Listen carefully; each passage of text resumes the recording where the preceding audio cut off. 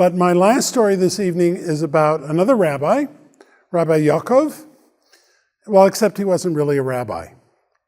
The story was, there was this band of thieves, and they had to be the worst thieves in the world, because not only were they never successful, they always ended up worse off than when they started. See, this was off in Eastern Europe, where, people lived in towns, and the way of getting between the towns were these dusty roads. And if you were really wealthy, you had a carriage, and, you had some guards with you and the horsemen, and you would travel in luxury from one place to the other. And one of the concerns, if you rode in a carriage, were these thieves, that they might attack your carriage and try and steal what you had. And Yaakov, the head of this band of unsuccessful thieves, had decided, well, that's where the money is, that's where we ought to go. The fact is, they were really bad at it. So every time they attacked a carriage, they'd be beaten off and beaten up and reduced, and it was just terrible. And the only good thing you could say about them is they kept trying, but it wasn't working. And Yaakov was having a hard time holding on to his men because, they'd go out and get beaten up. It wasn't really a career. So Yaakov, who had a little bit of smart, said, I've got an idea. There's got to be a better way. I mean, clearly this isn't working. There's got to be a better way. And I've noticed that when we go into a town, sometimes a rabbi comes. And the rabbi comes, it's not so expensive a carriage, but he comes in on a carriage, and he's got lots of disciples following him. And whenever he comes to the town, people come out, they're very interested in whatever it is he has to say, and they give him and his disciples money, and they give them food, and maybe a place to stay, and a place to bathe, and they treat him really well. And what has he got to do? He's got to answer a few questions. We could do this, we could do this. And his men said, no, but Yaakov, you don't know anything.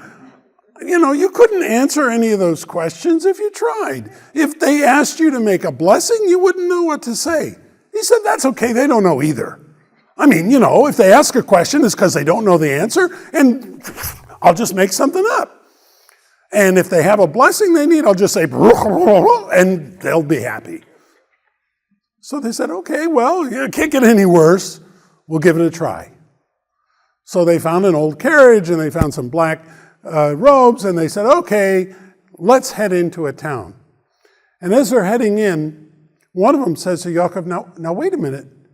These rabbis who come, they're kind of famous, and nobody knows who you are. That's going to be a problem. Yaakov said, no, I got it taken care of. If they don't know us, we must be really famous. I mean, because we're from a long way away, and it's, okay, we'll give it a try. So they make their way into the first town, and what do you know? It's just like Yaakov said. Everybody runs out to meet this new rabbi. They don't know who he is. He must be really big if he's come this far to be with them. They're throwing money at him. They're offering him clothes. They're saying, come over to our place for a place to stay. The mayor comes out.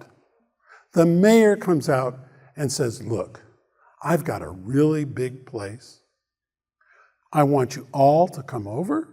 We'll give you, new clothes. We'll let you bathe. We'll give you a great meal. He says, I have only one favor to ask of you in exchange. And Yaakov said, sure, what is it? He said, I would like you to bless my daughter because she's sick. And Yaakov said, sure, we got this. So they go to the mayor's house, and it's just like the mayor said. Great place. Everybody gets their own room. They get to bathe. They get fresh clothes. And they're saying to themselves, Yaakov finally got this one. He's got it. We're set. What have we got to do? He's got to make one blessing that nobody's ever going to know anyways, and we're done. So they sit down to the meal, and the mayor invites all of his best friends to see this famous rabbi, and they have this wonderful, wonderful meal. They're drinking lots of wine. And the mayor taps Yaakov on the shoulder, and he says, now would be a good time. Would you come bless my daughter? And Yaakov, sure, where is she? So, well, she's up in her room. Would you just come up and give her a blessing? And Yaakov says, sure. And they go up to her room. They open the door. And there's a young girl laying on the bed at death's door. This is not a cold. This is a life-threatening moment. And it's very clear that if he doesn't give the right blessing, she's going to die. And the mayor looks at Yaakov and says, please make the blessing. Yaakov walks into the room and he closes the door. And everybody waits outside. And at first it's just quiet. And then they hear weeping.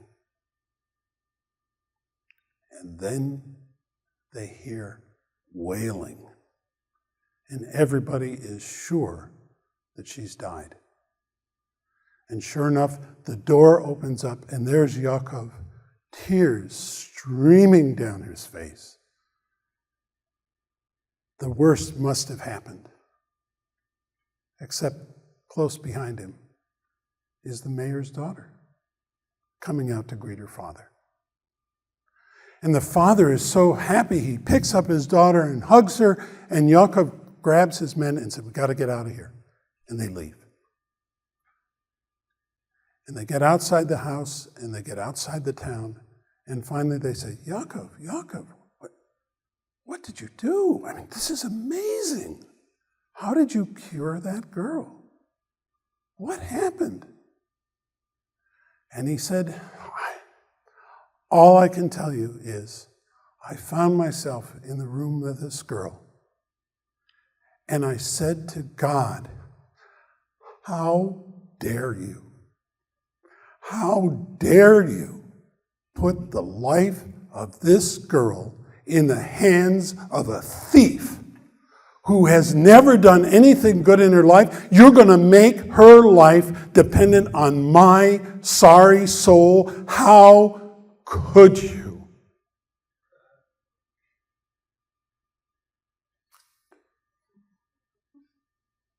Thank you.